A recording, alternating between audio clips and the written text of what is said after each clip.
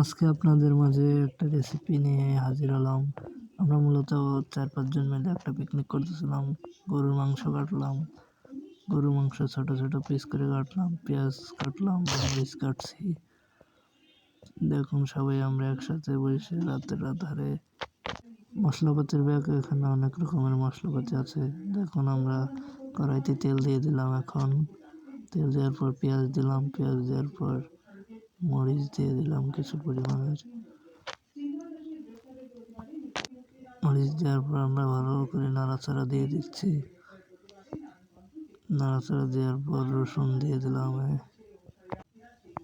রসুন দেওয়ার পর তেল আর একটু দিলাম, তেলের পরিমাণ কমে গেছিল। এখানে আছে গরম মশলা দিয়ে দিলাম। এখন লবণ পরিমাণ মতো লবণ দিয়ে দিলাম। ভালো করে নাড়াচাড়া করে কালো করে দিলাম। এটা মাংসের মশলা দিয়ে দিলাম। এখন মাংসের মশলা দিয়ে দেওয়ার পরে ভালো করে নাড়াচাড়া করে লাল করে নিলাম। একটু পানি দিলাম, তারপরে গরুর মাংস দিয়ে দিলাম। গরুর মাংস দেওয়া হয়ে গেলে ভালো করে নাড়ে চড়ে ভালো করে জ্বালাইলাম। পরে শেষ পর্যন্ত আমাদের ভালোভাবে আমরা নেড়ে চেড়ে ঠিকঠাক করে দিচ্ছি। তারপরে আমাদের গরুর মাংসটা রান্না হয়ে গেল, ভুনা ভুনা করে হয়ে গেল। এখন আমরা খিচুড়ি রান্নার জন্য দিয়ে দিলাম পেঁয়াজ, রসুন, মরিচ, পানি ধুয়ে নিলাম, চাল ধুয়ে নিলাম। তারপরে সামান্য পরিমাণে তেল দিয়ে এটা ভালোভাবে চাল দিয়ে মাখাইলাম, পানি দিলাম।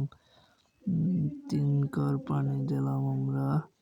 3 কর পানি দেওয়ার পর রান্নার মাঝে খিচুড়ির মধ্যে আমাদের রান্না করা গরুর মাংস ঢুকিয়ে দিলাম। এখন ভালো করে নেড়ে চেড়ে ভালো করে সুন্দর করে ঢেকে রাখবো আমরা। ভালো করে মিশিয়ে আমরা ঢুকে রাখবো। তারপরে আমরা টেস্টি সল্ট দিয়ে দিলাম। টেস্টি সল্ট দেখুন প্রায় হয়ে গেছে, খিচুড়ি রান্না হয়ে গেছে প্রায়। গরুর মাংসের খিচুড়ি দেখুন। ভালো করে আমরা চারপাশ থেকে চামচ দিয়ে এভাবে উঠাই দেব। ফাইনাল রেজাল্ট দেখুন, আমাদের খিচুড়িটা অনেক সুন্দর রান্না হয়েছে। আমরা অবশেষে আরেকটু পর খুলে একদম খাওয়ার জন্য প্রস্তুত করে ফেলছি। এখন আমরা উঠাই খাবো।